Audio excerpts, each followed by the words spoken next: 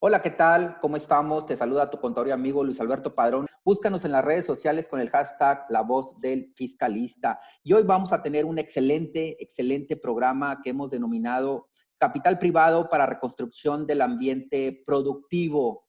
Así es que te invitamos a que te quedes para escuchar las respuestas a las preguntas tales como ¿dónde estamos situados financieramente en estos momentos de COVID? ¿Cómo se encuentra México ante los retos que plantea el capital privado? Y cómo atraer capital privado como fuente de financiamiento para la reconstrucción en un ambiente productivo. Nuestro correo contacto@padronvillalobos.com. Y bueno, pues tenemos por aquí como invitado a un buen amigo, Paul Cabello Ordóñez. Muchísimas gracias, Paul, por haber aceptado la invitación hacia este programa y bueno, pues que hayas abierto tu agenda para brindarnos esta charla. Gracias a ti, Luis, y qué gusto saludarte. Para nuestro radio escuchas, Paul, cuéntanos, ¿quién es Paul Cabello? Bueno, pues Paul Cabello es un licenciado en negocios internacionales. Mi origen es de Saltillo, Coahuila. Mi familia es de allá. Yo nací y crecí en Monterrey por trabajo de mi papá. Y particularmente cuando estudié la carrera, pues me gustaba más la economía que los negocios internacionales. Haciendo un poco de búsqueda en el campo laboral, identifiqué que esta pudiera ser un buen inicio en los conceptos profesionales, por lo tanto empecé a trabajar en empresas, me ha tocado colaborar en empresas pequeñas, en empresas medianas, empresas grandes, multinacionales, despachos de fusiones, de adquisiciones, y hoy en día me toca en conjunto con unos socios liderar un despacho que se llama Andersen Gugán y es una firma de estrategia operativa con capital de riesgo. Perfecto. Bueno, pues entonces estamos ante una personalidad y vamos a entrar directamente, si te parece, al tema del día de hoy que hemos denominado, insisto, capital privado para reconstrucción del ambiente productivo. Primeramente, antes de entrar al tema del capital privado, porque nos escuchan estudiantes, amas de casa y diversas radioescuchas, ¿cuál sería, así de manera muy práctica y en un lenguaje coloquial, la diferencia entre capital privado y capital público? Perfecto. Mira, el capital público se denomina hacia los oficios gubernamentales. Estos salen de los impuestos que tú mejor que nadie conoces y de ahí se da el uso. Últimamente hemos leído en los periódicos, hemos escuchado en la radio, en las redes sociales, etcétera, las famosas APPs. Y APPs, lo que es asociación pública y privada, que es donde se combina el capital público derivado del gobierno con la iniciativa privada. Estos hacen sociedades y generan proyectos de gran medida de infraestructura para coadyudar a las necesidades de la sociedad. Entonces, la parte del capital público deriva de gobiernos y el privado es sobre personas físicas o morales, de los cuales invierten su capital, su dinero, para crecer su patrimonio. Haciendo un poquito de historia, Paul, ¿cómo pudiéramos remitirnos a los orígenes si tuviéramos una máquina del tiempo para también verlo como un preámbulo? Es decir, ¿dónde están los orígenes del financiamiento privado? Mira, Luis, es importante la pregunta que mencionas, dado que a veces hay que echar a andar la mente a los básicos para conocer y vaticinar un poco de lo que nos espera a partir de esta etapa en la que vivimos. Vaya, los comerciantes migraron del trueque, en el cual si tú tenías, vaya, el servicio fiscal, pues yo te daba un servicio de asesoría de negocios, pero no había dinero en el intercambio. Eventualmente, cuando se adopta el dinero como un tipo de intercambio, es que se le da un valor al dinero. Asimismo, que los comerciantes, cuando tenían un excedente de capital, por su oficio, previeron el utilizarlo de manera diversificada en figuras que se dedicaban, por ejemplo, a comercializar arroz, cuando yo lo que hacía era comercializar pan. Entonces, mis excedentes se lo daba al comercializador de arroz y él los trabajaba y me generaba un rendimiento. Entonces yo tenía ya dos fuentes de ingreso: el dinero producto de mi oficio, más el dinero que yo le di a trabajar a otro comerciante y que me lo regresaba con algún tipo de rendimiento. Ese fue el origen de lo que hoy le denominamos el capital privado. Ya, muy bien, Paul.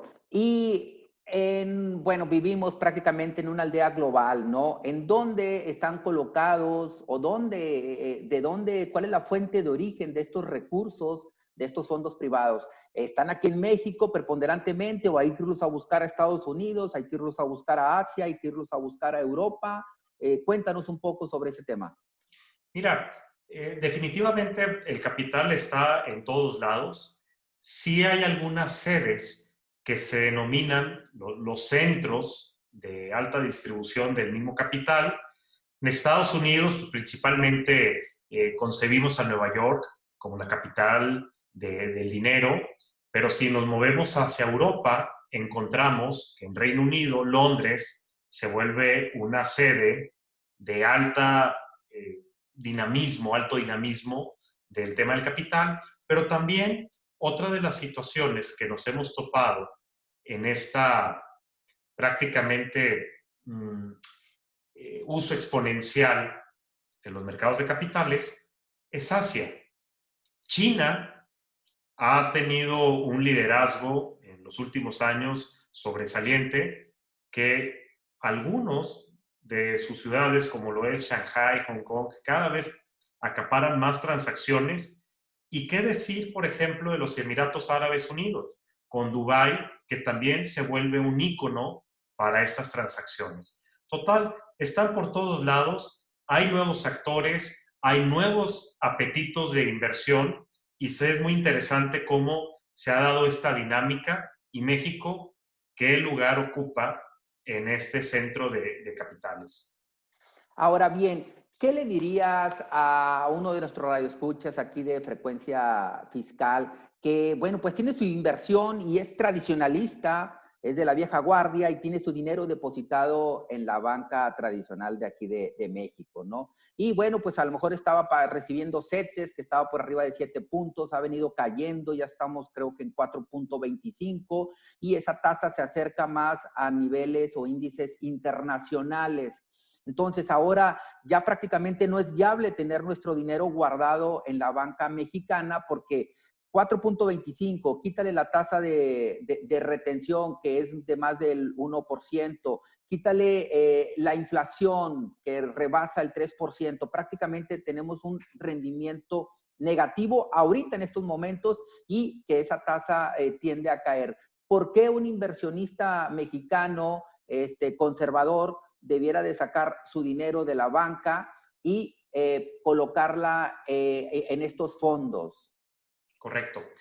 Todo depende, Luis, de la aversión al riesgo que cada uno de los cuentavientes tenga y además de su plan profesional patrimonial. ¿Por qué? Porque muchas veces caemos en un estado de desinformación que es natural, porque un amigo me platicó que esta entidad me está generando un buen rendimiento, pero también nos estamos orientando a un campo subjetivo, ¿qué es un buen rendimiento? ¿Cuál es la comparativa? ¿Cuál es la versión de riesgo respecto a la etapa de vida de cada persona que tenemos? Hoy en día México ha avanzado mucho respecto a las opciones de inversión. Todavía falta mucho por hacer. Todavía hay tantos esfuerzos que se tienen que consolidar, pero sí considero que el mercado ha sido el mejor beneficiario de esta evolución que hemos tenido en el mercado de inversiones, doméstico al menos. Fíjate que sí, acabas de tocar un punto, yo creo que bastante álgido, que es el tema del conocimiento de la educación financiera. Por ahí estaba viendo que por parte de la Conducef para jóvenes de 18 a 30 años, ahorita tienen por ahí un evento, incluso con un premio cercano a los 100,000 pesos. Invito a todos los jóvenes que nos están escuchando para cómo pueden provocar entre la misma juventud ciertas innovaciones para educarse, ¿no? Porque a veces falta educación para poder reactivar la economía a través de estas plataformas. Ahorita mencionabas de que pues, los recursos, definitivamente algunos de ellos puedan provenir de fuentes mexicanas y otras de, pues prácticamente de todo el mundo. Pareciera para una empresa que requiere financiamiento, ¿cuál sería el mecanismo para acceder a este? Porque también recientemente, por ejemplo, un cliente que estaba queriendo adquirir una bodega, bueno, cercana a los 10 millones de pesos, le toca la puerta a un banco mexicano, dice, ¿cómo no? Te presto, pero te presto una tasa del 12.5%. O sea, es una cantidad ligeramente alta, con demasiadas restricciones y demás, y todavía déjame lo reviso. ¿Qué pudiera o cuál sería el mecanismo para aquellos empresarios que nos están escuchando y decir, oye, esto es para mí porque lo veían muy lejano y solamente exclusivo de la gran empresa? Sí, yo lo separaría en dos niveles. El primero es las instituciones que pudieran llegar a proveer financiamiento o inversiones de capital, inclusive hasta un híbrido. Y en el segundo nivel, pudiera considerar los vehículos existentes. Entonces, si nos vamos al primer nivel, donde estaríamos hablando de qué instituciones se pueden explorar. Lamentablemente, Luis, y eso lo vemos pues prácticamente diario en la firma, es que llegamos en un proceso reactivo. Necesito el capital para el siguiente mes, necesito el capital para el cierre de año, y pocas veces se da en un origen proactivo.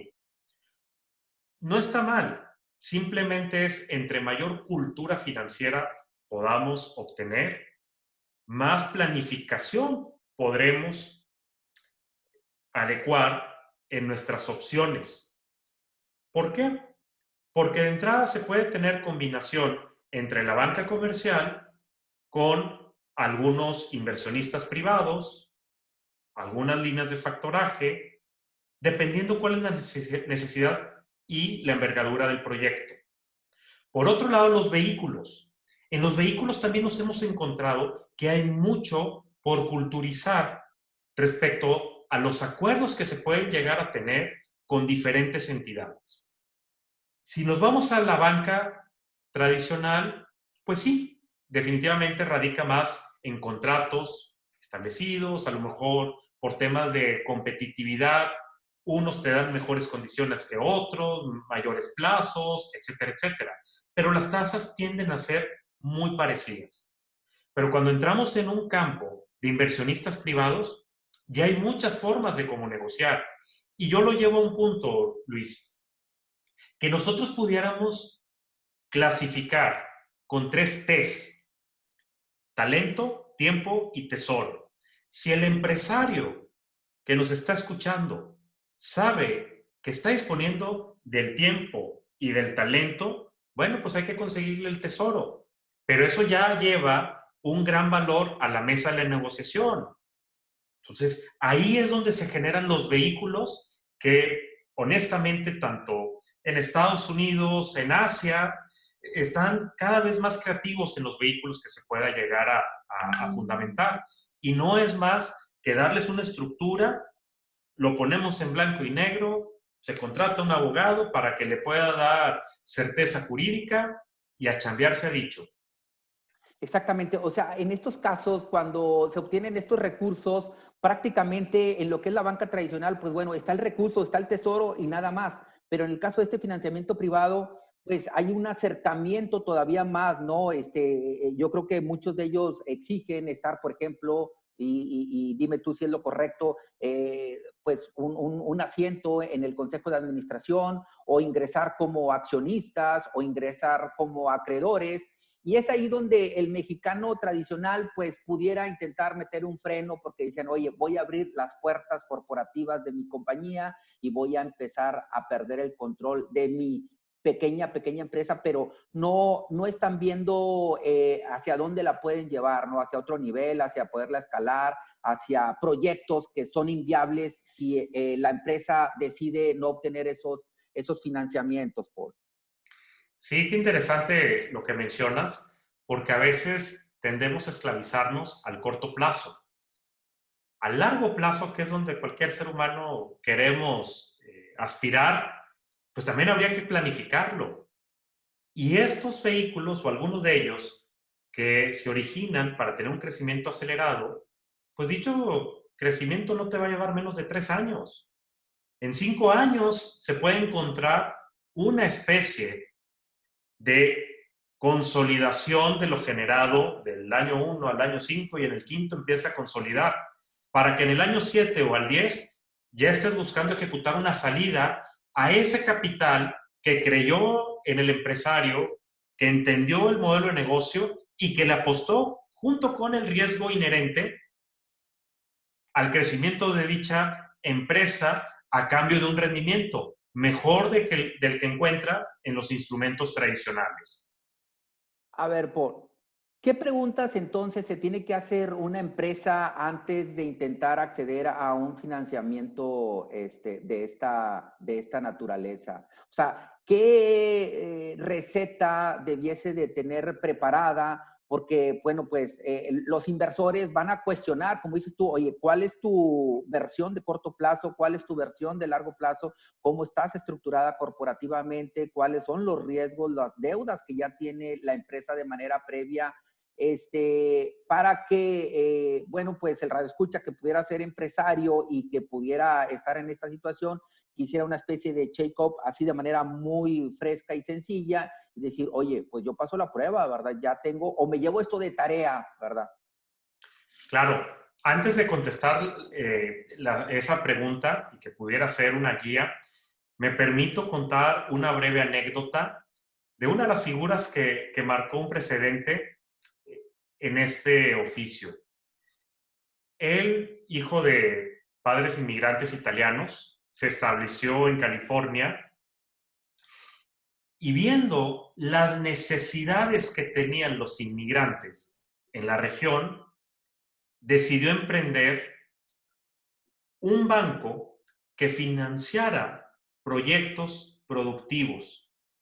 Y su estilo de diligencia era conocer a la persona que le iba a financiar, cuál era su conocimiento técnico sobre el negocio que tenía, que quería crecer o que iba a emprender, y a partir de ahí se hacía un acuerdo, se le financiaba y eventualmente se tenía su retorno.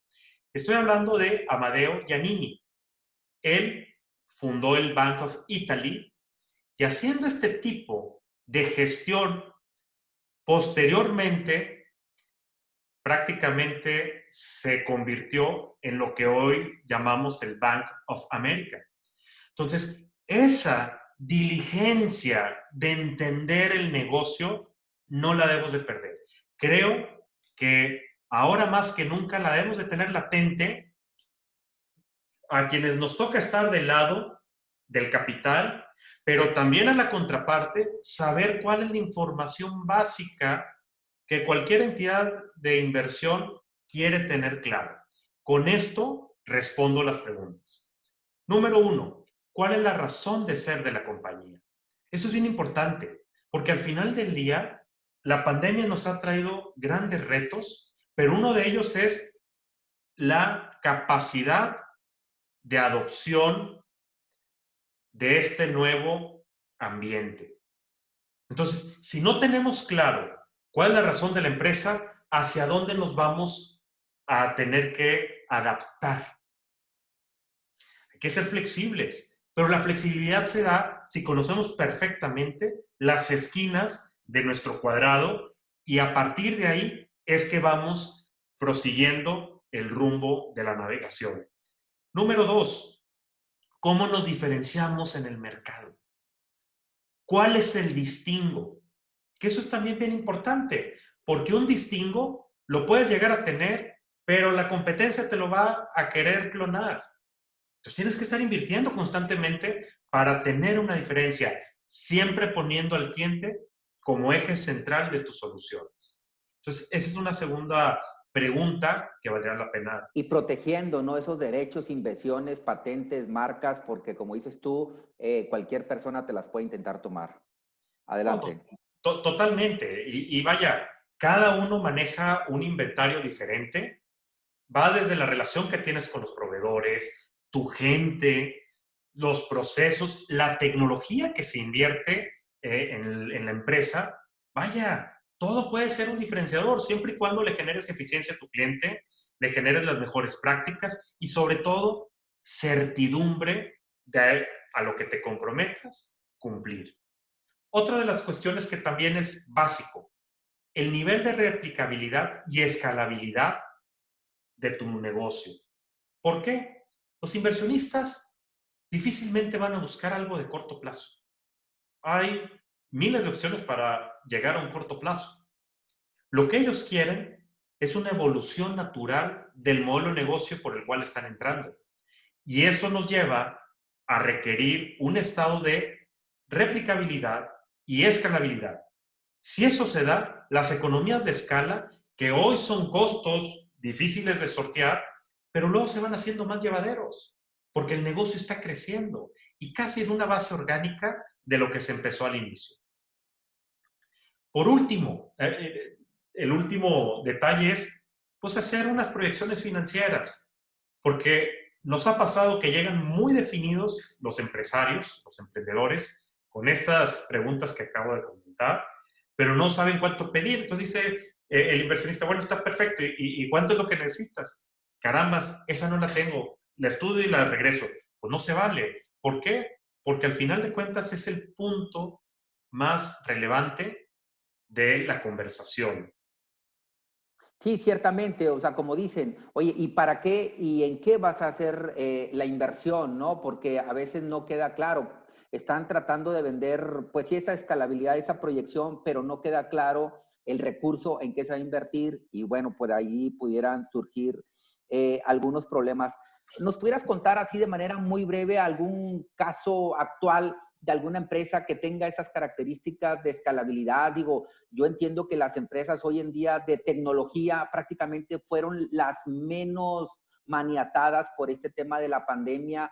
Cuéntanos así también de manera muy breve, ya se nos está terminando el programa, de cuáles fueron las empresas, los sectores que fueron pues impactados, ¿verdad? Por este tema de la pandemia, que pudiéramos decir que todos, pero pues no es cierto, varios de ellos incluso pues sufrieron unos incrementos estratosféricos por ahí en sus indicadores financieros. Totalmente. Mira, uno de los sectores más golpeados es el de bienes raíces. Eh, por el mismo confinamiento, esto ha tenido un impacto muy severo. Nada que no se pueda resolver, pero llevará tiempo. Por el otro lado, uno de los ganadores ha sido el de logística, sobre todo lo denominado la última milla. Ha tenido un repunte, carambas, bastante positivo, que también nos lleva a otros bemoles que no teníamos considerado, como por ejemplo la regulación en la vialidad para las motocicletas. ¿Por qué? Porque hoy en día están las motocicletas en todos lados y eso es un indicador de cómo ha crecido el nivel de logística y la parte de última milla. Entonces, si eso le aderezamos con la parte tecnológica, que son todas estas empresas que hacen posible que la persona que pida domicilio le llegue a tiempo y en las óptimas condiciones su producto, pues olvídate, estaremos viendo un repunte en la economía, al menos en esas industrias. Bueno, pues estamos abordando el tema de capital privado para reconstrucción del ambiente productivo y tenemos como invitado a Paul Cabello Ordóñez. Paul, algunas palabras finales para los radioescuchas, algún mensaje de motivación, ¿verdad? Porque yo también estoy plenamente consciente que en estos momentos lo que necesitamos es actitud positiva, tanto por parte de los inversionistas como por parte de los emprendedores, que esos proyectos, bueno, pues que los puedan llevar a cabo. Sí, totalmente, Luis. Lo que pudiera yo compartir es desde la parte que nosotros nos toca hacer, en términos de conversaciones todas las semanas con entidades de inversión en Estados Unidos, en Europa, en Asia, en Sudamérica, y hay fe de que nos vamos a recuperar de esta situación. Considero que a todos aquellos empresarios que hoy le pueden tener un poquito más nublado el panorama, siempre hay opciones, siempre habrá alguna manera. Claro, conlleva algún tipo de sacrificio, conlleva algún tipo de adopción de nuevos hábitos, pero siempre hay forma de salir adelante.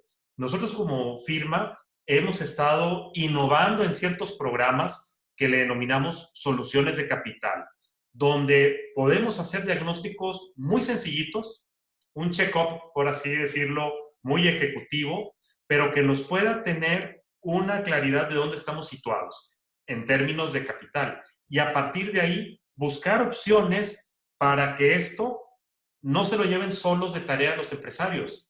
Hay entidades que continuamente nos están pidiendo proyectos. Así que, ánimo, yo lo quisiera resumir en 4 puntos. Muy importante que aún y con todas las cuestiones que estamos viviendo, no se nos olvide la visión. La visión es lo que marca a un empresario. Número 2, el propósito de empresa. Más allá de lo económico, tiene que haber un propósito. Y ese propósito es la madre de la cultura que se respirará en la empresa. El que El sigue, legado, ¿no? El legado prácticamente claro, de la empresa o de la persona. claro, Bueno, definitivamente. El que sigue son los principios rectores y que de estos principios esté el equipo de trabajo.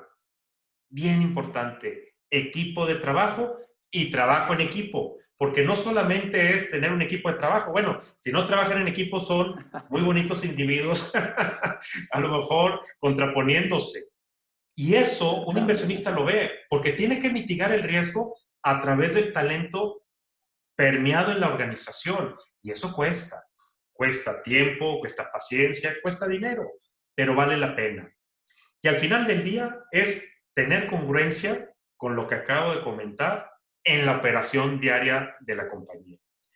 Eso yo lo quisiera poner sobre la mesa, Luis, a todos los que hacen el favor de escucharnos y que si en un momento dado requieren algún tipo de segunda opinión, alguna cuestión de canalización, sin ningún tipo de costo, cuenta con nosotros, nos los canalizas, que si escucharon tu programa, tengan por claro que seguro sí. que les vamos a apoyar. No sé si nos puedes dejar algún correo electrónico como medio de contacto, Paul.